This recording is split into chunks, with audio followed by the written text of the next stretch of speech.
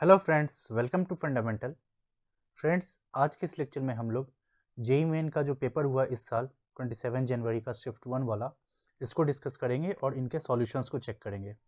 जैसा कि आप ये सब देख सकते हैं, और हम इसका जो आंसर है जिस भी क्वेश्चन का, हम इसको हाईलाइट करके रख दिए हैं, ताकि आपको हम जब ये पीडीएफ प्रोवाइड कराएंगे तो आप इसके बेसिस पे इजीली रिवीजन कर सकते हैं।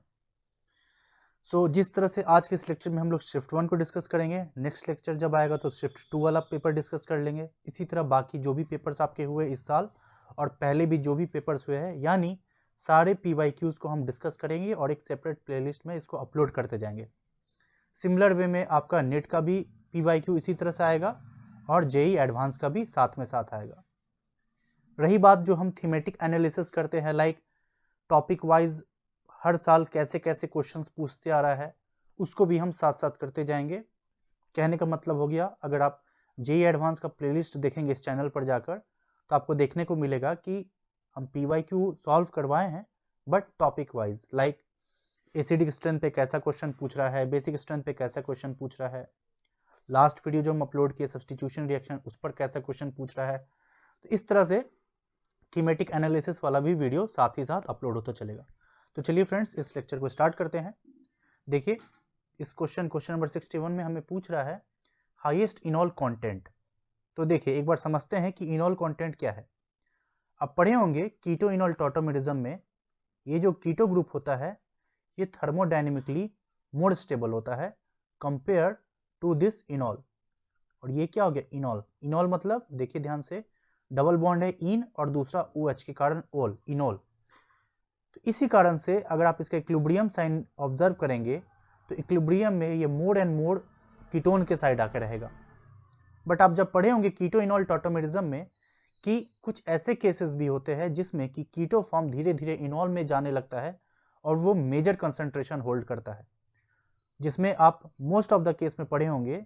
लाइक अगर हम एग्जाम्पल के से बताएं, अगर 1,3 डाई कीटो ग्रुप होता है तो आप पढ़े होंगे कि ऐसे केसेस में क्या होता है कि यहाँ से जब टॉटोमेरिज्म दिखाता है तो ये बेसिकली आपका हाइड्रोजन बॉन्डिंग शो करने लगता था। तो ये वन ऑफ द एग्जांपल हो गया। दूसरा केस आप पढ़े होंगे कि जिस केस में भी एरोमेटिसिटी अगर ऑब्जर्व होता था इनॉल के कारण, तो वैसा केसेस में इनॉल बनता है। और ये जो क्वेश्चन है ये इसी कॉन्सेप्ट पे है, एरोमेटिसिटी वाला पे। देखिए, इसका आंसर 3 दिया है NTA के ऑफिशियल आंसर की से। अगर आप इसको ध्यान से ऑब्जर्व करेंगे कीटो इनॉल टॉटोमेरिज्म में, तो ये 3 कार्बन पे जो H लगा है, तो इससे अगर आप इनॉल बनाते हैं सभी का, तो देखिए क्या बनेगा, OH, फिर इधर भी OH और इधर भी OH। तो हमें दिख रहा है ये क्या है, एरोमेटिक कंपाउंड हो गया। यही रीजन है कि इस क्वेश्चन में ये जो कॉन्सेप्ट है एरोमेटिसिटी का लगेगा, और इसलिए इसका आंसर 3 निकल के आता है। आप बाकी का भी इनॉल बना सकते हैं, जैसे अगर हम इसकी बताएं तो इसमें अगर आप देखें ध्यान से, तो once again this carbon and this carbon, तो आप OH यहाँ भी बना सकते हैं और OH यहाँ भी बना सकते हैं। लेकिन इसमें एरोमेटिक हो जा रहा था इनॉल, जो कि आप देख रहे हैं, इसलिए ये इसमें हाईएस्ट इनॉल कंटेंट बनता है। और भी कई सारे फैक्टर्स होते हैं कीटो इनॉल टॉटोमेरिज्म में, वो सब हम जब सेपरेट वीडियो डिस्कस करेंगे तो वहां उसको डिस्कस कर लेंगे। क्लियर है? चलिए नेक्स्ट क्वेश्चन की बात करते हैं। ये क्वेश्चन आपका बायोमोलिक्यूल से डायरेक्ट उठाया है, NCERT का। पहले आप क्वेश्चन पढ़िए, क्या कह रहा है, 2 nucleotides are joint together by a linkage. उस लिंकेज को क्या कहते हैं, and that is your phosphodiester. देखिए, ये NCERT के स्नैपशॉट हम लिए हैं। देखिए क्या कह रहा है, nucleotides are joint together by a phosphodiester linkage. अगर आप फिगर भी देखिए तो क्या कह रहा है, फॉर्मेशन ऑफ ए डाइन्यूक्लियोटाइड, जिसमें ये दोनों आपस में ज्वाइन कर रहा है, कैसे, इस फॉस्फोडाइस्टर लिंकेज के थ्रू। हो सकता है फ्यूचर में कभी ये भी पूछ सकता है कि किस किस पोजीशन पे ज्वाइन करता है, तो देखिए 5 प्राइम और यहाँ पर आपका 3 प्राइम, तो ये भी पूछ सकता है। तो इसलिए ये आपका क्वेश्चन क्या है, बायोमोलिक्यूल्स, और डायरेक्ट आपका NCERT से उठाया हुआ है। अगर हम आपको सजेस्ट करें, आपको मालूम ही होगा, NCERT आप लाइन बाय लाइन अच्छे से पढ़ जाइए, खासकर S block, P block, D block और इस तरह के जो चैप्टर्स है, biomolecules, polymers, chemistry in everyday life, खासकर इसको तो और अच्छे से पढ़िए। ठीक है, अब नेक्स्ट क्वेश्चन बात करते हैं। ये हमारा पूछा है nucleophilic substitution reaction on alkyl halide पे। आप जानते ही हैं कि जब कभी SN2 रिएक्शन होता है तो वहाँ पर हम लोग क्या देखने को मिलता था, इन्वर्जन।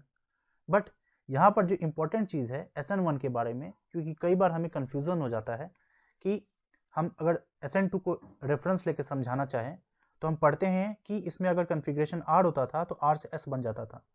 लेकिन SN1 में क्या है, अगर आपका कन्फिग्रेशन R है तो आप जानते हैं कि इसमें क्या बनता था, कार्बोकटायन। तो कार्बोकटायन होने के कारण क्या होता है, ये कैसा मॉलिक्यूल हो गया, प्लानर मॉलिक्यूल हो गया। तो अब न्यूक्लियोफाइल एबव द प्लेन भी आके अटैक कर सकता है और बिलो द प्लेन भी आके अटैक कर सकता है। मानते हैं कि अगर एबव द प्लेन आके अटैक करता है तो ये R से R रह गया, इसलिए कई बार हम ऐसे भी कह देते हैं कि इसमें रिटेंशन होता है। बट यहाँ ध्यान दीजिए, फिर से क्या कह रहे हैं, प्लानर हो गया मॉलिक्यूल। तो अब जब बिलो द प्लेन से आके अटैक करेगा तो इसके कारण S भी मिलने स्टार्ट हो जाएगा, इसलिए SN1 में आप रेसमाइजेशन देखने को मिलता है। तो फ्रेंड्स, इसलिए इसका जो आंसर है SN1 में आपको रेसमाइजेशन मिलता है और SN2 में इन्वर्जन मिलता है। एक कॉन्सेप्ट और आता है SN1 के साथ जो कि हम एक नेक्स्ट वीडियो में अपलोड भी करने वाले हैं। SN1 में आपको कई बार ये भी देखने को मिलता है, मोस्टली इन्वर्जन भी मिलता है। ये क्या है, इन्वर्जन ही हो रहा है ना R से S।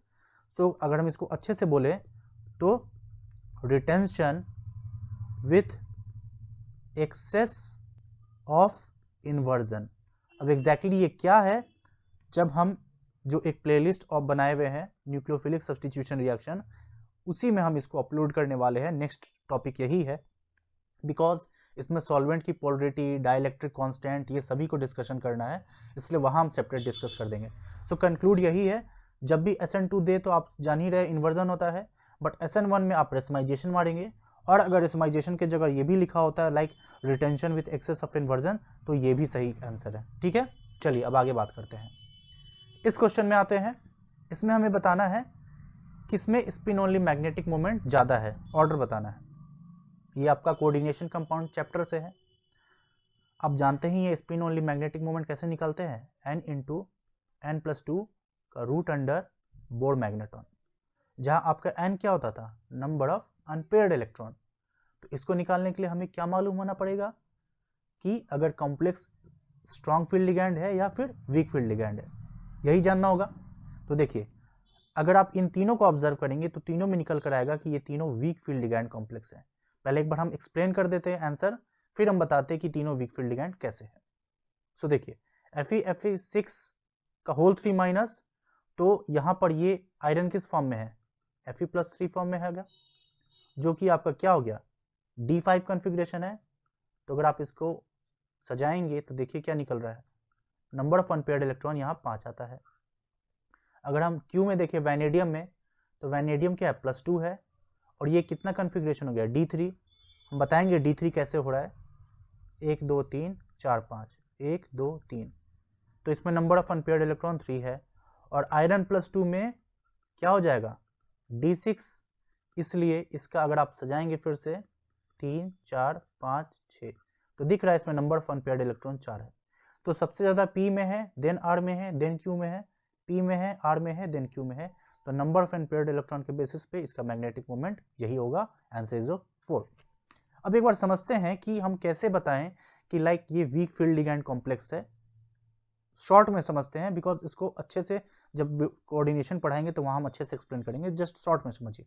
देखिए, ये स्पेक्ट्रोकेमिकल सीरीज दे रखा हुआ है, और इसमें हमें बस ये ध्यान देना है कि जब कभी भी मेटल अगर +2 ऑक्सीडेशन नंबर में होता है, तब हम लोग जो लिगैंड को कंसिडर करते हैं वीक, वो अमोनिया तक करते हैं। ध्यान दीजिएगा, अमोनिया तक। इसीलिए अगर हम इसका एग्जाम्पल से बताएं, अगर हम कोबाल्ट का एग्जाम्पल लेते हैं, तो कोबाल्ट NH3 का होल 6 का 3+ अगर आप पकड़ेंगे तो ऐसे केस में, सॉरी 2+ पकड़ेंगे तो ये वीक फील्ड लिगैंड कॉम्प्लेक्स है। लेकिन जैसे ही अगर हम मेटल को +3 में कंसिडर करने लगते हैं, तब मेरा वीक फील्ड लिगैंड वाटर तक आता है। अभी ये वीक फील्ड की तरह बिहेव करता है, वीक फील्ड लिगैंड की तरह बिहेव करता है अप टू वाटर, लेकिन +2 में यहाँ तक वीक फील्ड लिगैंड कॉम्प्लेक्स की तरह बिहेव करता है। तो इसलिए अब आप देखिए, आयरन का +2 है, +2 में वाटर है, तो इसलिए क्या हो गया, वीक हो गया। वैनेडियम में +2 है, वाटर है, वीक हो गया। आयरन में +3 है, लेकिन +3 में कहाँ तक बिहेव करता है, वाटर तक, लेकिन आयरन फ्लोरीन किधर है, बहुत पहले है, इसलिए ये भी वीक फील्ड लिगैंड कॉम्प्लेक्स हो गया। ये बहुत हम शॉर्ट में बताए हैं, इसमें और सारे भी कंपाउंड हम लोग जनरली ऑब्जर्व करते हैं। लाइक अगर हम आपको बताएं, कोबाल्ट अगर NH3 के साथ 6 है, लेकिन अब ये अगर +3 बनाता है, देखिए यहाँ +2 था लेकिन अब ये +3 है, तब ये स्ट्रॉन्ग फील्ड लिगैंड कॉम्प्लेक्स है। तो बहुत सारा चीज़ डिस्कस करना है, इस वीडियो में नहीं कर रहे हैं बिकॉज ये वीडियो बिना मतलब का लेंदी हो जाएगा। सो फिलहाल इस क्वेश्चन के लिए आप समझ लिए कि +2 +3 के बेसिस पे हम लोग कब किस लिगैंड को वीक और स्ट्रॉन्ग समझेंगे, और इसके बेसिस पे आप ये तीनों का समझ गए कि कैसे ये वीक फील्ड लिगैंड कॉम्प्लेक्स है। चलिए अब आगे बात करते हैं। ये आपका P ब्लॉक से उठाया है और डायरेक्ट NCERT, किस एलिमेंट में वेरिएबल ऑक्सीडेशन नंबर नहीं होगा, यानी डायरेक्ट है फ्लोरीन। देखिए एग्जाम्पल 7.16, और इसमें साफ साफ कह रहा है कि फ्लोरीन सिर्फ और सिर्फ -1 ऑक्सीडेशन स्टेट देता है, लेकिन बाकी हेलोजेंस प्लस में देते हैं और अलग अलग भी दे सकते हैं। इसका प्रूफ ऐसे भी आप समझ सकते हैं, इसका ऑक्सो एसिड्स को देखिए तो फ्लोरीन का सिर्फ एक है, लेकिन अगर आप क्लोरीन, ब्रोमीन और आयोडीन में देखें तो ये +1 +3 5 और 7 ये सभी में ऑब्जर्व मिलता है। रीजन बहुत सिंपल है, पूरे पीरियोडिक टेबल में सबसे ज़्यादा इलेक्ट्रोनेगेटिव कौन सा है, फ्लोरीन है। तो क्या मोस्ट इलेक्ट्रोनेगेटिव एलिमेंट पे हम पॉजिटिव देंगे तो क्या स्टेबल होगा, नहीं होगा, इसलिए वो नहीं देना चाहता है। और दूसरी बात, ऐसे भी आप बोल सकते हैं कि उसके पास वैकेंट डी ऑर्बिटल है भी नहीं। तो ये दोनों बेसिस पे आप कह सकते हैं। रही बात बाकी नॉन मेटल्स, बाकी जो क्लोरीन, ब्रोमीन, आयोडीन, ये भी तो आपका इलेक्ट्रोनेगेटिव एलिमेंट है, बट ये कैसे शो कर देता है, कंपेरेटिवली लेस इलेक्ट्रोनेगेटिव है, बट इसके पास वैकेंट डी ऑर्बिटल आने लगता है। तो अगर आपको कभी ये भी पूछ सकता है कि बाकी एलिमेंट क्या लाइक हैलोजन में वेरिएबल शो करते हैं, तो हाँ आंसर है करते हैं। क्लियर हो गया। अब आगे बात करते हैं इस क्वेश्चन की। इसमें पूछ रहा था साइक्लोहेक्सीन ये कैसा ऑर्गेनिक कंपाउंड है। जब आप क्लास 11th का ये चैप्टर पढ़ेंगे, chapter 12 like some basic principle of organic chemistry and compound, तो इसमें साफ साफ अच्छे से क्लासीफाई करके रखा है। देखिए ऑर्गेनिक कंपाउंड को कि यहाँ पर एलिसाइक्लिक कंपाउंड को डिस्ट्रीब्यूट क्लासीफाई किया है। कैसा कंपाउंड है, होमोसाइक्लिक कंपाउंड्स, यानी साइक्लिक होना चाहिए। तो देख रहे साइक्लोहेक्सीन कैसा है, एलिसाइक्लिक है, इसलिए इसमें जो आप साफ साफ देख रहे एलिसाइक्लिक कंपाउंड कैसा है, एक साइक्लिक कंपाउंड होना चाहिए, तो ये साइक्लिक ही है, इसलिए ये आपका इसका आंसर 2 हो गया। क्लियर है। नाउ ये क्वेश्चन बहुत अच्छा क्वेश्चन है। अब इसको हम आपको बताएंगे निमोनिक्स के बेसिस पे, आपको याद नहीं रखना है किसी का भी कन्फिग्रेशन, ये निमोनिक्स के थ्रू ये जाएगा। सो इसको हम क्या करते हैं, लास्ट में लेते हैं, बिकॉज टाइम के बेसिस पे देखेंगे, वीडियो लंबा भी नहीं जाना चाहिए, तो इसको हम लास्ट में एक्सप्लेन करते हैं कि इस क्वेश्चन का आंसर क्या होगा। चलिए आगे बढ़ते हैं। अब इधर आइए, इसमें अगेन NCERT का डायरेक्ट उठाया हुआ है। क्या कह रहा है, बोरोन का जो मेल्टिंग पॉइंट होता है अनयूजुअली वेरी हाई होता है। देखिए साफ साफ NCERT क्या कह रहा है, boron has a unusually high melting point, reason due to very strong crystalline lattice. Again reason क्या कर रहा है, has very strong crystalline lattice. तो both statements are correct and explanation is also correct, because एक melting point, boiling point किसका अच्छा होता है, जो एक आयनिक सॉलिड बनाता है, जो कि लैटिस बनाता है, क्रिस्टलाइन लैटिस, इसलिए इसका आंसर 1 हो गया। क्लियर है। याद रखिएगा 67 नंबर अभी हम नहीं एक्सप्लेन किए हैं, तो इसको हम लास्ट में बोलेंगे। अब हम लोग आते हैं, ये हो गया 69 पे। वंस अगेन यहाँ मैग्नेटिक मोमेंट बताना है, यानी N × N+2 बोर्ड मैग्नेटॉन, और ये रूट अंडर में जाएगा। वंस अगेन D3 है, आर्गन नोबल गैस कन्फिग्रेशन, यानी इससे कोई मतलब है नहीं। D3 में आप देखिए ड्रॉ करके 1 2 3, यानी नंबर ऑफ अनपेयर्ड इलेक्ट्रॉन 3 है।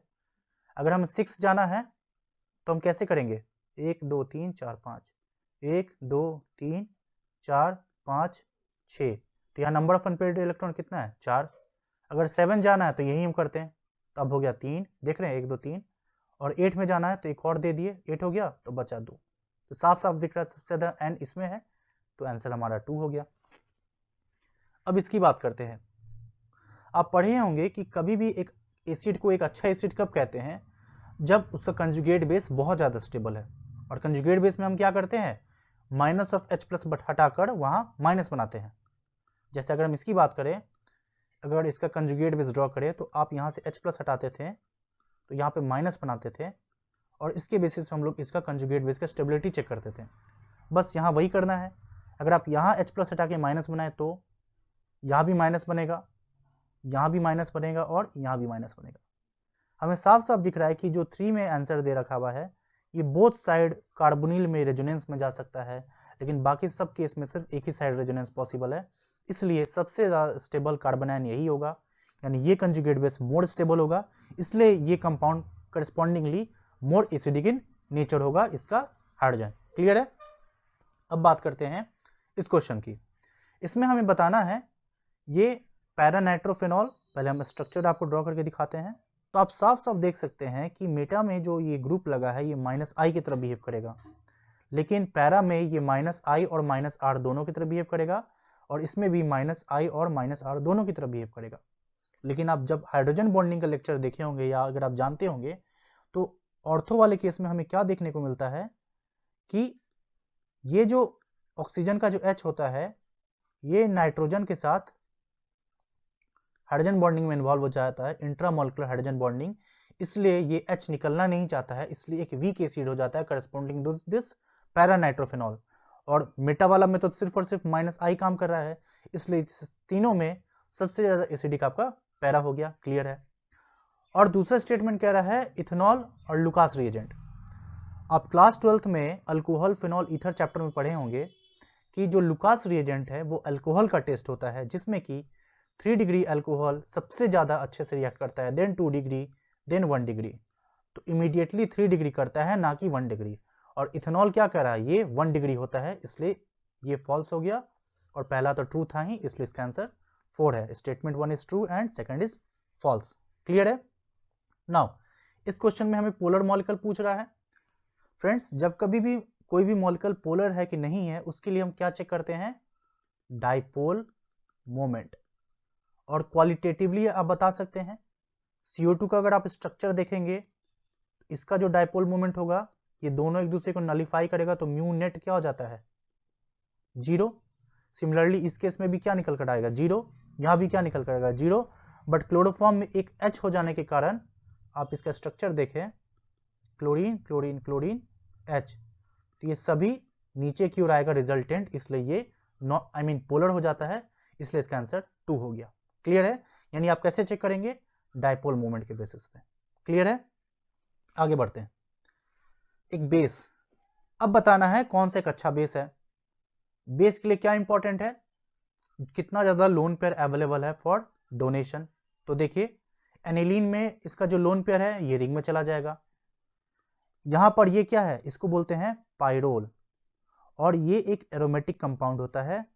और एरोमेटिक होने का इसका सबसे इंपॉर्टेंट रीजन है ये 2 पाई बॉन्ड के साथ साथ ये नाइट्रोजन पे जो लोन पेयर आपको दिख रहा है ये इस तरह से डिलोकलाइज होता है, इसलिए इसको आप कह सकते हैं 4n+2 में टोटल 6 इलेक्ट्रॉन हो जाता है, 1 2 2 4 और 2 नाइट्रोजन का लोन पेयर तो ऑलरेडी अवेलेबल है भी नहीं। वंस अगेन यहाँ 2 डिग्री है और ये दोनों साइड रिंग में जा सकता है, बट यहाँ का क्या है, ये sp3 है और साथ ही साथ कोई भी पाई बॉन्ड नहीं लगा है, तो ये क्या है, लोकलाइज्ड है, तो इसमें लोन पेयर अवेलेबल है फॉर डोनेशन, इसलिए इसका आंसर सेकंड हो गया। क्लियर है? अब बात करते हैं इसकी। देखिए फ्रेंड्स, ये जो क्वेश्चन है ये आपका सॉल्ट एनालिसिस पे है, और यहां जो क्वेश्चन पूछा है ये आपका बहुत फेमस क्लोराइड आयन का कन्फर्मेटरी टेस्ट जो होता है, क्रोमाइल क्लोराइड टेस्ट, उसी पर लिया है। तो देखिए एक ये आपको किताब है NCERT का ही है, देखिए सिस्टमेटिक क्वालिटेटिव एनालिसिस, यहाँ पर ये डायरेक्ट दे रखा हुआ है, तो आई रिकमेंड आप इस किताब को पढ़ सकते हैं। ओनली 37 पेज है, सब नहीं पढ़ना है, जस्ट आपको जो दे रखा है कन्फर्मेटरी टेस्ट, जैसे देखिए हम आपको क्लोरीन का अगर हम आपको दिखाएं, देखिए ये क्या है, टेस्ट फॉर क्लोराइड आयन है यहाँ पर, और इसका अगर हम कन्फर्मेटरी टेस्ट दिखाएं तो देखिए डायरेक्ट है क्रोमाइल क्लोराइड टेस्ट।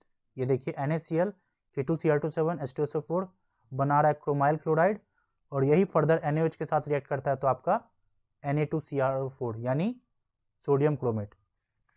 सो वहीं से हम ये स्नैपशॉट लिए हैं, तो ये देख सकते हैं, तो इसलिए इसका आंसर क्या हो गया, chromyl chloride NaCl H2SO4 K2Cr27, और फर्दर ये NaOH के साथ रिएक्ट करेगा तो सोडियम क्रोमेट। अगेन इसका जो ये PDF है हम आपको टेलीग्राम पर शेयर कर देंगे, तो आप वहां से जाके देख सकते हैं। सिमिलरली एक और क्वेश्चन आपका सॉल्ट एनालिसिस पे आया था, वंस अगेन ये उसी किताब से है। यहाँ क्या कह रहा है, लेड क्रोमेट अगर हम लेते हैं, देखिए लेड क्रोमेट है NaOH के साथ रिएक्ट कराएंगे तो ये कंपाउंड बन रहा है, जिसमें आप देख सकते हैं इसका कोऑर्डिनेशन नंबर कितना है, 4 है, इसलिए इसका आंसर ये 4 हो गया। और साथ ही साथ अगर आप इसको ध्यान से देखिए, ये क्या है, 2Na plus plus PbOH whole 4 का 2 माइनस, तो ये कैसा है, डाई अनायनिक, इसलिए ये डाई अनायनिक कॉम्प्लेक्स है। तो सॉल्ट एनालिसिस के लिए बेस्ट है, आप वो किताब को एक बार देख लीजिए, वहां से क्वेश्चंस आपका फिर छूटेगा नहीं। नाउ वंस अगेन ये एनसीईआरटी का डायरेक्ट है। 4F and 5F series of element यानी लैंथेनाइड और एक्टिनाइड की बात कर रहा है। उसको अगर आप पीरियोडिक टेबल देखेंगे तो आपको नीचे में एक अलग से 2 देखने को मिलता है, 4F एंड 5F वाला, लैंथेनाइड और एक्टिनाइड। तो इसको अलग पीरियोडिक क्लासिफिकेशन के बेसिस में ही सेपरेट करते हैं, तो ये ट्रू है। दूसरा, S block elements can be found in pure form in nature, गलत। देखिए इसका लॉजिक पहले हम स्टेटमेंट दिखा दे रहे हैं एनसीईआरटी का, क्या कह रहा है, इलेक्ट्रॉनिक कन्फिग्रेशन अल्कली मेटल वाले चैप्टर में दे रखा हुआ है कि these are never found in free state. आप लॉजिकल सोचिए, पूरे पीरियोडिक टेबल में जो लेफ्ट में जो 2 होता है, ग्रुप 1 और ग्रुप 2, इनका आयनाइजेशन पोटेंशियल सबसे कम होता है बाकी पूरे पीरियोडिक टेबल में। इसका मतलब क्या है, ये बहुत जल्दी से एक इलेक्ट्रॉन अपना छोड़ना चाहेगा और ग्रुप 2 में दोनों ही छोड़ना चाहेगा। यही रीजन है ये कभी भी प्योर फॉर्म में नहीं रख सकता है। अगर आप चाहिए Na अगर हमको मिले तो नहीं, Na NaCl के फॉर्म में रहेगा, सोडियम ऑक्साइड के फॉर्म में रहेगा, तो इस तरह आपको कभी भी कंपाउंड के फॉर्म में ही देखने को मिलेगा, प्योर फॉर्म में देखने को नहीं मिलता है। इसलिए अगर आप पढ़े होंगे कभी, इलेक्ट्रोलाइसिस ऑफ NaCl हम लोग करते हैं, उसके बेसिस पे हम लोग Na अलग लेते हैं, इसलिए सेकंड स्टेटमेंट फॉल्स हो गया, इसलिए इसका आंसर 4। क्लियर हो गया। अब बात करते हैं इस क्वेश्चन की। ये आपका IUPAC नोमेनक्लेचर पे पूछा है। IUPAC नोमेनक्लेचर के यहाँ 2 कॉन्सेप्ट अच्छे से यूज हो रहा है। पहला कि जो भी सब्स्टिट्यूएंट होता है किधर से नंबरिंग करेंगे ताकि उस सब्स्टिट्यूएंट का जो सम है वो मिनिमम निकल कर आए। तो आप यहाँ पे पहले समेशन कर लेते हैं, देखिए 1 1 और 3, तो टोटल क्या हो गया 5, जोड़ के 5 5 10 प्लस 1 11, 1 1 2 प्लस 3 5, 3 प्लस 3 6 प्लस 1 7, तो ये गलत हो गया और आपका ये गलत हो गया। अब बचा ये दोनों। दूसरा कॉन्सेप्ट आप ये भी पढ़े होंगे कि नंबरिंग करने के बाद हम लोग जब नेमिंग करते हैं तो हम लोग अल्फ़ाबेटिकली लेते हैं, तो अल्फ़ाबेटिकली इथाइल में ई पहले आएगा तब मिथाइल का एम आएगा, इसलिए आपका 3 गलत हो गया और आपका आंसर 1 हो गया। इसलिए यहाँ पर हम लोग करते हैं 1 2 3। तो जस्ट आप ऑप्शन एलिमिनेशन से डायरेक्ट बना सकते हैं। नाउ ये क्वेश्चन आपका सॉल्यूशन से पूछा है, इसमें बताना है कि निगेटिव डेविएशन जब होता है राउल्ट्स लॉ में तब हमें क्या देखने को मिलता है। देखिए निगेटिव डेविएशन याद रखने का ट्रिक यही है, निगेटिव यानी घट रहा है, तो जो आइडियली जितना वेपर प्रेशर, ये क्या है आइडियल सॉल्यूशन का वेपर प्रेशर है ग्रीन वाला, यहाँ पे भी क्या है आइडियल सॉल्यूशन का वेपर प्रेशर है ग्रीन वाला। तो निगेटिव यानी घट गया, यानी पहले से घट गया, तो देखिए ये कर्व कैसे दिखा रहा है, नीचे की ओर दिखा रहा है, ये घट गया। और पॉजिटिव में क्या हो गया, पी से पॉजिटिव यानी बढ़ गया, तो देखिए ये ऊपर की ओर जा रहा है।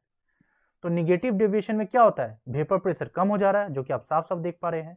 और जब वेपर प्रेशर कम होता है तो बॉइलिंग पॉइंट तो बढ़ेगा ही ना, आप लॉजिकल सोचिए, बिकॉज कोई भी सॉल्वेंट सॉल्यूशन को जब हम लोग हीट करते हैं तो धीरे धीरे वो वेपराइज होके एक ऐसा टेम्परेचर आता है जिसपे वो बॉयल करना स्टार्ट हो जाता है, यानी हम क्या करें, लिक्विड से उसको वेपर में बदल रहे हैं।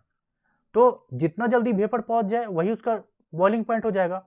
अगर वेपर प्रेशर ही कम हो गया तो बहुत ज़्यादा हमको मेहनत करना पड़ेगा, बहुत ज़्यादा हीट करना पड़ेगा, तो इसके कारण क्या हो गया, बॉइलिंग पॉइंट बढ़ ही जाएगा ना। इसलिए आप पढ़ते हैं कोलिगेटिव प्रॉपर्टी में कि जब वेपर प्रेशर घट जाता है तो एलिवेशन इन बॉइलिंग पॉइंट देखने को मिलता है। और इसका एक एग्जाम्पल है, ये देखिए एसीटोन और जब क्लोरोफॉर्म का कॉम्बिनेशन लेते हैं तो ऐसे केस में आपको निगेटिव डेविएशन देखने को मिलता है। क्लियर है, इसलिए इसका आंसर 1 था। अब बात करते हैं, अच्छा ये तो हो गया, इसकी बात करते हैं ammonium carbonates is a basic, इसका एक्वस सॉल्यूशन लेते हैं तो बेसिक होता है, ट्रू है। और रीजन क्या कर रहा है स्टेटमेंट के थ्रू कि acidic and basic nature of salt solution of a weak acid and weak base depends upon Ka and Kb। आप आयनिक इक्विलिब्रियम में पढ़े होंगे सॉल्ट हाइड्रोलिसिस में, पहले बेसिक से समझते हैं। देखिए सॉल्ट अगर हम NaCl की बात करें तो हम लोग क्या कहते थे, ये कैसे बना था, NaOH प्लस HCl की मदद से बना था, जिससे आप NaOH होता है, सॉरी NaCl होता है प्लस H2 होता था। तो ये स्ट्रॉन्ग बेस है और ये स्ट्रॉन्ग एसिड है, तो जब स्ट्रॉन्ग बेस और स्ट्रॉन्ग एसिड का हम रिएक्शन कराते हैं, जो सॉल्ट मिलता है वो न्यूट्रल होता है। लेकिन जब जैसे ही कोई भी एक स्ट्रॉन्ग होने लगता है, दूसरा वीक होने लगता है, तो लाइक अगर हम बोले वीक बेस और स्ट्रॉन्ग एसिड का सॉल्ट, या वीक एसिड स्ट्रॉन्ग बेस का सॉल्ट, तो यहाँ जिससे जो सॉल्ट निकल कर आता है उसका नेचर एसिडिक इन नेचर होता है, और यहाँ से जो निकल कर आता है उसका बेसिक इन नेचर होता है। लेकिन जब दोनों ही अगर आप वीक ले लेते हैं तब कैसे बताएं? तो आयोनिक इक्विलिब्रियम में आप पढ़े होंगे, इसका जो पीएच होता था याद कीजिए 7 + pK/2 - pKb/2। तो साफ साफ दिख रहा है ये एसिडिक होगा या बेसिक होगा उसके K और Kb वैल्यू पर डिपेंड करेगा, इसलिए स्टेटमेंट 2 तो करेक्ट हो गया। और अमोनियम कार्बोनेट को अगर आप ध्यान से देखिए तो क्या है, NH4 2CO3, अगर इसका बेस देखिए तो अमोनियम हाइड्रोक्साइड से बना है और दूसरा H2CO3 के रिएक्शन से ये बना था। तो इसलिए इसका जो अब आप एक्वस सॉल्यूशन लेंगे तो ये बेसिक निकल कर आता है, और स्टेटमेंट 2 आप समझ ही गए ये कैसे K और Kb पर डिपेंड कर रहा है, इसलिए both the statements are correct. Clear है? नाउ इसकी बात करते हैं। अगेन हमें क्या बताना है, एसिडिक स्ट्रेंथ का ऑर्डर। हम जान रहे हैं एक अच्छा एसिड कब कहलाता है, जब कंजुगेट बेस स्टेबल होता है। अगर आप फेनॉल का कंजुगेट बेस बनाने की कोशिश करें, ये फेनॉल है तो इसका कंजुगेट बेस क्या हो जाएगा, O- फेनॉक्साइड आयन। और अगर हम यहाँ पे ग्रुप लगा दें, एक ऐसा ग्रुप लगा दें, ये क्या कर रहा है, इस तरह से रिंग में डिलोकलाइज करेगा और माइनस आते जाएगा। और एक ऐसा ग्रुप लगा दे जो कि अगर इलेक्ट्रॉन विड्रॉइंग इन नेचर होगा तो वो क्या करेगा, इसको और खींचना चाहेगा, तो ये इसको स्टेबल बनाएगा। तो जितना ज़्यादा NO2 ग्रुप लगेगा ऑर्थो पैरा पे उतना ज़्यादा बढ़िया, तो सबसे ज़्यादा एसिडिक E हो जाएगा। फिर B होगा क्योंकि यहाँ पे एक ही नाइट्रो ग्रुप लगा है। फिर अगर आप OMe की बात करें तो आपको मालूम है ये +R ग्रुप की तरह बिहेव करता है और रिंग में इलेक्ट्रॉन देगा, बट हमें क्या चाहिए, रिंग से खींचना है। तो इसलिए C के जगह पहले D आएगा देन C आएगा। और आप ये भी पढ़े हैं, अगर हम फेनॉल की कंपेयर करें एक एलिफेटिक अल्कोहल का, तो एलिफेटिक अल्कोहल बहुत ही लेस एसिडिक होता है, इसलिए इसका आंसर लास्ट में ए हो जाएगा, EbDCa। EbDCa answer is 1। Clear हो गया? नाउ अब यहां पर देखिए, इसमें बताना है, पहले हम स्ट्रक्चर ड्रॉ करते हैं 3 मिथाइल हेक्सटूइन का। 1 2 3 4 5 6, हमेशा हम आपको कहते हैं नंबरिंग कर लीजिए। हेक्सटूइन है तो हम हेक्सटूइन ड्रॉ कर दिए, 3 पे मिथाइल है 3 पे मिथाइल कर दिए।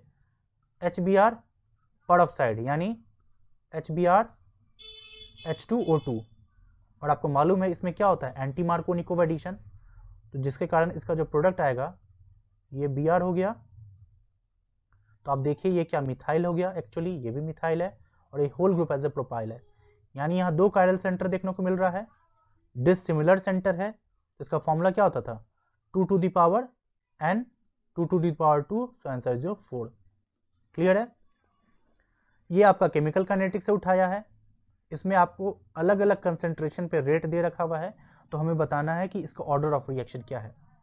आप पढ़े हैं इस तरह के प्रॉब्लम को कैसे सॉल्व करते हैं, इनिशियल रेट मेथड के बेसिस पे, जिसमें हम लोग क्या कंसिडर करते थे, मान लेते हैं कि जो HI का ये जो रिएक्शन है इसका रेट ऑफ रिएक्शन ये ऑर्डर X है, तो अगर कंसंट्रेशन हम ये लेते हैं 1 का तो उसका रेट ये है, तो देखिए कंसंट्रेशन 0.005 पे इसका जो रेट आएगा ये क्या निकल कर आएगा, यही लिखते हैं हम रेट 7.5 × 10⁻⁻4 और ये टू दी पावर x हो जाएगा।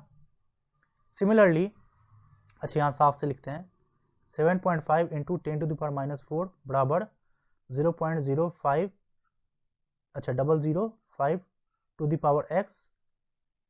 फिर क्या करेंगे, अलग कंसेंट्रेशन पे अलग रेट है, 3 × 10⁻³ divided by 0.01 to the power x। जब आप इसको सॉल्व करेंगे तो यहाँ से जब आपका x का वैल्यू निकल कर आएगा वो 2 आ जाएगा, इसलिए इसके बेसिस पे हम लोग इसको कहते थे कि ऑर्डर ऑफ रिएक्शन 2 है। सो तरीका क्या है, इस तरह के क्वेश्चन में आपको बेसिकली यही पूछता है कि ऑर्डर ऑफ रिएक्शन बताइए, तो आपको हमेशा क्या दिया रहेगा, अलग अलग कंसेंट्रेशन पे अलग अलग रेट है, तो उस केस में हम लोग R1 R2 करके उसका रेशियो ले लेते हैं और x मान लेते हैं और x का वैल्यू निकाल लेते हैं और इसके बेसिस पे हम लोग ऑर्डर बता देते हैं। क्लियर हो गया? नाउ इस क्वेश्चन की बात करते हैं, इसमें बताना है मीथेन का अगर कंप्लीट कंबशन होगा तो कितना ग्राम मीथेन लेंगे ताकि 22 ग्राम CO2 प्रोड्यूस होगा। तो इसके लिए इंपॉर्टेंट क्या है, हम पहले इसका पूरा रिएक्शन लिखते हैं। इसका जब कंबशन होगा, कंप्लीट कंबशन, तो कार्बन डाइऑक्साइड और वाटर बनता है। सबसे इंपॉर्टेंट बैलेंसिंग जरूरी है। तो देखिए एक कार्बन हो गया, 4 हाइड्रोजन है तो हम यहाँ 2 लगा देते हैं, 2 2 जा 4 हाइड्रोजन। अब ऑक्सीजन कितना हो गया, 2 + 2 4, तो यहाँ 2 लगा दिया। तो हमें साफ दिख रहा है ये 1 मोल है, और 1 मोल में कितना ग्राम हो गया, 16 ग्राम। ये कार्बन डाइऑक्साइड कितना बनता है, 44 ग्राम। यानी 1 मोल CH4 ले रहे हैं तो 1 मोल बन रहा है। ग्राम के टर्म में बोले 1 मोल किसके बराबर हो गया, 16 ग्राम के बराबर, और यहाँ 1 मोल हो गया 44 ग्राम के बराबर। हम बगल में लिख देते हैं 1 मोल और 1 मोल। तो हमें यहाँ कितना बताना है, 22 ग्राम। यानी इसका क्या हो गया, इंटू हाफ करेंगे, यानी जस्ट आधा हो गया 22 ग्राम। अगेन इसको भी क्या करेंगे, इंटू हाफ, तो कितना हो गया 8 gram. Answer is this one. Clear हो गया। नाउ ये क्वेश्चन आपका इलेक्ट्रोकेमिस्ट्री में फैराडेज लॉ से पूछा है, जिसमें आपको देखिए कह रहा है कि सिल्वर का मास कितना डिपॉजिट होगा अगर हम क्वांटिटी ऑफ इलेक्ट्रिसिटी प्रोड्यूस करें उतना ही जितना O2 के लिए करते हैं एट STP। तो आप पढ़े हैं फैराडेज सेकंड लॉ में कि अगर हम बात करें कि मास ऑफ Ag जो डिपॉजिट होगा by mass of your like O2, ये इनके इक्विवेलेंट वेट के बराबर होता था, Ag by equivalent weight of O2। तो जब आप इसको फर्दर सॉल्व करेंगे तो यहाँ सर आपको क्या देखने को मिलेगा, अगर हम इसको सॉल्व करें, और आप जानते हैं इक्विवेलेंट वेट क्या होता है कि given molecular weight bye valency या एन फैक्टर जो बोलिए। तो अगर हम यहाँ से इसको डिड्यूस करें, MAg by equivalent weight of Ag बराबर MO2 by equivalent weight of O2, और इक्विवेलेंट वेट क्या हो गया, molecular weight by n factor. तो अगर हम इसको फर्दर सॉल्व करें, MAg बाय आपका मॉलिक्यूलर वेट, अगर आप इसको W मान लीजिए तो W and this one your W, तो यहाँ पर हम क्या लिख लेंगे, ये हो गया आपका W बाई MAg, और एन फैक्टर नीचे आएगा तो गुना करके ऊपर लिख देंगे एन फैक्टर। सिमिलरली यहाँ पर भी WO2 by MO2 into N. यहीं से जो आपका फॉर्मूला डिड्यूस होकर आता है, given weight by molecular weight क्या होता है, मोल होता है। Given weight by molecular weight mole. तो अगर हम इसको यहाँ सॉल्व करें, यहाँ पर अगर हम आपको सॉल्व करके दिखाएं, सो आप देखिए हमें ये निकालना है, इसको हम x मानते हैं। मॉलिक्यूलर वेट Ag का कितना होता है, 108, और इसका n फैक्टर कितना होता है, Ag प्लस एक इलेक्ट्रॉन गिव्स Ag, एक इलेक्ट्रॉन का चेंज है तो इसलिए इंटू 1 बराबर गिवन वेट कितना दे रखा है STP पे 5600 ml, तो हम यही लिख देते हैं 5600 ml, और STP पे 1 मोल किसके बराबर होता है, 22400 ml के बराबर। और जब O2 का रिडॉक्स रिएक्शन आप देखेंगे तो इसका n फैक्टर 4 निकल कर आता है। तो जब आप इसको सॉल्व करेंगे तो ये किससे 1/4 हो गया, 4 से फिर 4 कट गया, तो x का वैल्यू कितना निकल कर आ गया, 108 ग्राम। इसलिए इसका आंसर 108 निकल कर आता है। क्लियर है। सो यही क्वेश्चन था। अब बात करते हैं इसकी। यहां पर आप देखिए, यहां पर हमें बताना है n का वैल्यू 4 है और s हमें +½ लेके चलना है। तो टोटल नंबर ऑफ इलेक्ट्रॉन्स कितना होगा कंप्लीटली फील्ड पे, पहले हम देखते हैं। 4s हो सकता है, 4p, 4d एंड 4f। तो सभी में अगर आप इसका ड्रॉ करेंगे तो इसमें 3 हो गया सब शेल, इसमें देखिए 5, और इसमें कितना हो गया 1 2 3 4 5 6 7। तो इसमें कितना मैक्सिमम 2 इलेक्ट्रॉन भर सकते हैं, इसमें मैक्सिमम 6 भर सकते हैं, इसमें मैक्सिमम 10 भर सकते हैं, और इसमें मैक्सिमम आपका इस तरह से 7 भर सकते हैं, सॉरी 14 भर सकते हैं। बट हमें सिर्फ +½ लेना है। तो +½ यानी हम इधर इसको मानते हैं +½ या फिर इसको मानते हैं। तो 2 यानी इसका 1 हो गया, इसका 3 हो गया, इसका 5 हो गया, और इसका 7 हो गया। सबको जोड़ दीजिए, 7 5 12 3 15 और 1 16। तो इसलिए आंसर यहाँ से 16 निकल के आता है। क्लियर हो गया। अब हमें बताना है एरोमेटिक कंपाउंड। देखिए एरोमेटिक कंपाउंड के लिए हमेशा याद रखिए कि 4n + 2 n पाई इलेक्ट्रॉन चाहिए, और ये देखिए यहाँ पर क्या है 8 इलेक्ट्रॉन हो गया, जो कि गलत है। आप ऑब्वियसली देख लीजिए 4n + 2 = 8 -2 6, तो कभी भी n इंटीजर नहीं आएगा। बेसिकली आप इसको ऐसे भी याद अगर किए होंगे तो बेसिकली ये नेफ्थलीन हमें चाहिए होता है जो इस तरह से एरोमेटिक होता था, तो इसलिए ये गलत हो गया। ये तो एरोमेटिक है ही, बेंजीन हमें दिख रहा है। यहाँ पर देखिए जिस तरह से नेफ्थलीन में ये कितना 2 2 4 2 6 2 8 2 10 10 पाई इलेक्ट्रॉन है, उसी तरह यहाँ भी देखिए 2 2 4 2 6 2 8 और ये 2 10। तो अब देखिए 4n + 2 = 10, तो 4n = 8, तो n का वैल्यू कितना निकल कर आ गया 2, जो कि एक इंटीजर है इसलिए एरोमेटिक है। लाइक वाइज अगेन ये भी कितना है 6 6 6 12 और 2 14, और ये अगेन आपका एरोमेटिक हो जाता है। फिर से आप देखिए 4n + 2 = 14, 4n = 12, n का वैल्यू हो गया 3, तो इसलिए ये भी एरोमेटिक है, ये भी है और ये भी है, इसलिए इसका आंसर 3 निकल के आता है। बॉन्ड ऑर्डर, इसको कैसे कैलकुलेट करते हैं आप लोग इसमें पढ़ते ही हैं मॉलिक्यूलर ऑर्बिटल थ्योरी में, कि अगर जैसे इसका नंबर ऑफ इलेक्ट्रॉन देखिए कार्बन के कारण 6 है, ऑक्सीजन के कारण +8 है, तो टोटल 14 हो गया। ये इसका आइसो इलेक्ट्रॉनिक है, देख ही लीजिए 7 है, +8 15, अब +1 के कारण माइनस कर देंगे 1, तो अगेन ये भी हो गया 14। तो जब आप इसका ड्रॉ करते थे इस तरह से, हम शॉर्टकट ड्रॉ कर रहे हैं, देखिए यहाँ पर, तो 14 बजा 1 2 3 4 5 6 7 8 9 10 11 12 13 14, तो ये bonding anti bonding bonding anti bonding, तो इतना कैंसिल आउट हो गया, बचा ये सिर्फ और सिर्फ बॉन्डिंग है। तो इसको कैसे कैलकुलेट करेंगे, 6 एंटी बॉन्डिंग में क्या 0 है, -0/2, तो कितना निकल कर गया 3, तो इसका 3 और इसका 3, तो 3 + 3 योर 6। नाउ इसमें बताना है कि +4 ऑक्सीडेशन नंबर किसका किसका पॉसिबल है। SO3 का अगर आप देखेंगे ध्यान से, तो ये क्या है sp2 है, -2 -2 -2, तो ये क्या हो गया +6, तो ये गलत हो गया। H2SO3 को अगर आप देखेंगे ध्यान से, तो ये अगर आप देखिए OH OH, H2SO3 -1 -1 -2, तो क्या हो गया +4, ये सही है। SOCl2 का सिमिलर वे में आप करेंगे तो क्या हो गया -1 -1 -2, तो ये क्या हो गया +4, ये भी सही है। SO4 में भी +4 ही आएगा क्योंकि -4 इधर हो गया तो +4 हो गया। बेरियम सल्फेट में अगर आप देखें SO4 2 x -8 = -2, x का वैल्यू +6, तो ये गलत हो गया। सिमिलरली ओलियम में भी आप सॉल्व करेंगे S2O7 का होल 2 तो 2x - 14 = -2, 2x = 12, x का वैल्यू आ गया 6, तो ये भी गलत, इसलिए 3 ही निकल कर आ रहा है, इसलिए इसका आंसर 3 हो गया।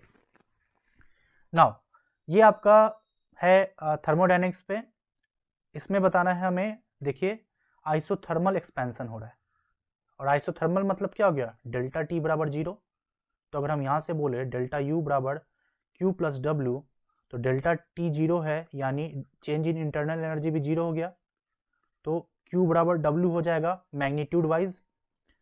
और सिंस एक्सपेंशन हो रहा है तो Q का वैल्यू हम क्या लेते हैं पॉजिटिव, बिकॉज एक्सपेंशन के केस में W का वैल्यू निगेटिव हो जाता था, तो हम यहाँ मैग्नीट्यूड की ही बात कर रहे हैं।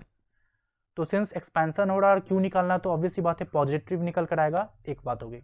अब हम इसका जस्ट न्यूमेरिकल निकाल लेते हैं, तो W बराबर क्या होता था -P/dV, लेकिन अगर आप यहाँ ध्यान दीजिए ये कैसा है against a constant opposite pressure, जहां भी कांस्टेंट देखने को मिले इसका मतलब ही हो गया वो इरिवर्सिबल मेथड से जा रहा है। तो हमें क्या करना है, जस्ट इसको कर देंगे W = P × V2 - V1। देखिए प्रेशर क्या दे रखा हुआ 80 किलो पास्कल, 80 × 10⁻³ पास्कल। वॉल्यूम में चेंज कितना हो रहा है 30 से जा रहा है 45, यानी 15 का चेंज आ रहा है, 15 डेसीमीटर क्यूब, और 1 डेसीमीटर क्यूब बराबर कितना होता है 10⁻³ लीटर के बराबर होता है, सॉरी गलती बोल दिया, 1 लीटर बराबर 1 डेसीमीटर क्यूब, और this one is equals to -10⁻³ metre cube. तो हम लिख सकते हैं 80 × 10⁻³ पास्कल इंटू 15 × 10⁻³ मीटर क्यूब, -3 से -3 गया, 80 को 15 से आप गुना करेंगे तो कितना आएगा 1200, और यूनिट देखिए pascal into metre cube, pascal into metre cube.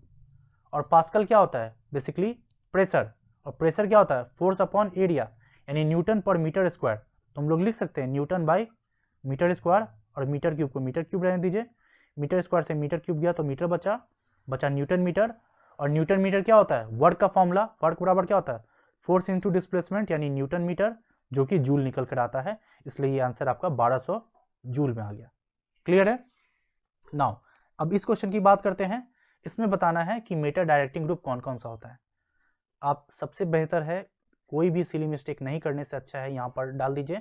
अब सब लगा के देखिए, OCH3 रिंग में देता है तो गलत, NO2 खींचेगा सही, CN खींचेगा सही, CH3 देगा गलत, NH3 देगा गलत, COR देगा विड्रॉ करेगा सही, फिर आपका OH देगा इसलिए गलत हो गया, COH खींचेगा सही, Cl देगा इसलिए गलत। तो कितना निकल के रहा, CO2H, COR, CN और NO2, इसलिए इसका आंसर निकल कर आ गया 4। नाउ फ्रेंड्स ऑलरेडी 40 मिनट के ऊपर चला गया वीडियो। सो आई रिमेंबर कि एक क्वेश्चन आपका बचा हुआ है and that is your this one 67। सो हम इसको क्या करेंगे, क्योंकि इसमें हम आपको निमोनिक्स के थ्रू अच्छे से एक्सप्लेन करेंगे तो बिना मतलब का वीडियो लंबा चला जाएगा, इसलिए इसको हम सेपरेट वीडियो बना के इसको अपलोड कर देंगे। सो फ्रेंड्स आज का ये वीडियो यहीं तक रहता है। टोटल 30 क्वेश्चंस ऑलमोस्ट हम लोग डिस्कस कर लिए, एक बाकी रह गया। नेक्स्ट वीडियो में हम लोग बात करेंगे 27 जनवरी का शिफ्ट 2 का, बट उससे पहले क्वेश्चन नंबर 67 को भी अपलोड कर देंगे। और ये जो भी PDF है इसका हम आपको टेलीग्राम पे अपलोड कर देंगे। सो फ्रेंड्स आपको कैसा लगा आज का ये लेक्चर, सो प्लीज़ कमेंट बताइएगा। और इसी तरह जैसा कि आपको हम बताएं NET और JEE एडवांस का भी साथ साथ हम लोग अपलोड करते चलेंगे।